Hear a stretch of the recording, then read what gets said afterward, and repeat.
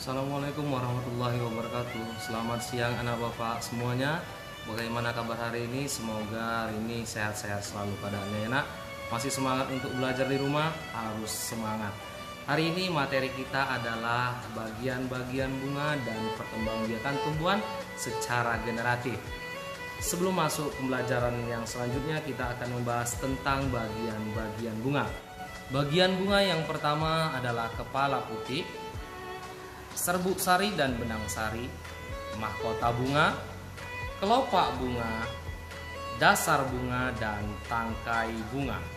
Anak bapak sekalian, perkembangbiakan yang kita pelajari hari ini adalah perkembangbiakan secara generatif, yaitu perkembangbiakan di mana sel kelamin jantan akan membuahi sel kelamin betina.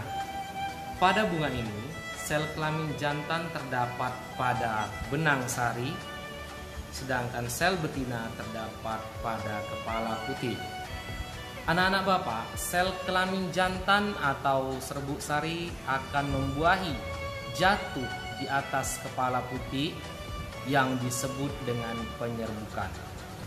Proses penyerbukan akan menghasilkan proses pembuahan, di mana proses pembuahan itu akan menghasilkan biji yang nanti akan berkembang sebagai calon individu baru.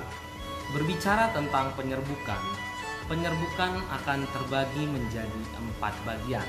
Yang pertama adalah penyerbukan sendiri, yang kedua penyerbukan tetangga, yang ketiga penyerbukan silang, dan yang keempat penyerbukan basta. Kita akan ulas satu persatu mengenai penyerbukan tersebut.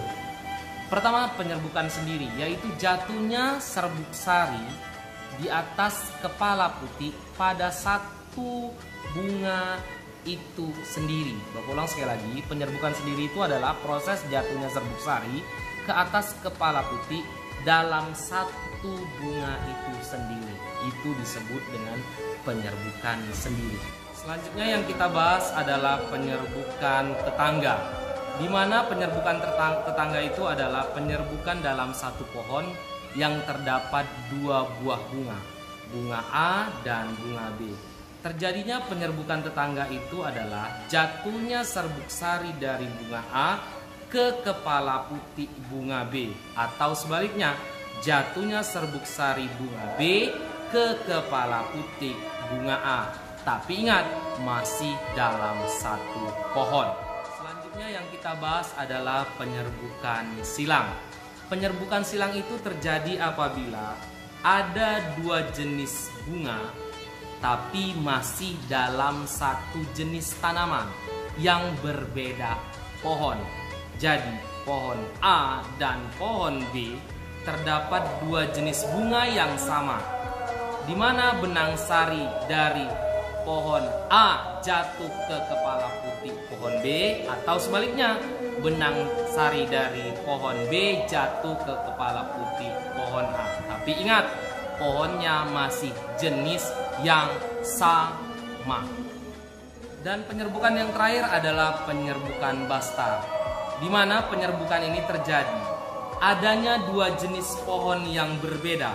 Ingat, 2 jenis pohon yang berbeda, tetapi terjadi proses penyerbukan. Pohon A, benang sari pada pohon A akan membuahi kepala putih pohon B, atau sebaliknya benang sari atau serbuk sari dari pohon B jatuh ke kepala putih pohon A.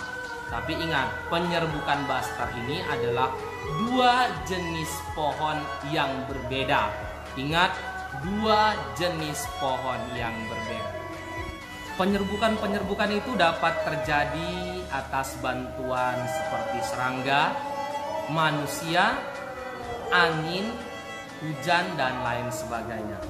Berkaitan dengan penyerbukan, serangga merupakan salah satu faktor penyebab terjadinya penyerbukan, di mana serangga itu membantu proses penyerbukan karena ada beberapa faktor. Yang pertama, wangi bunganya sangat harum.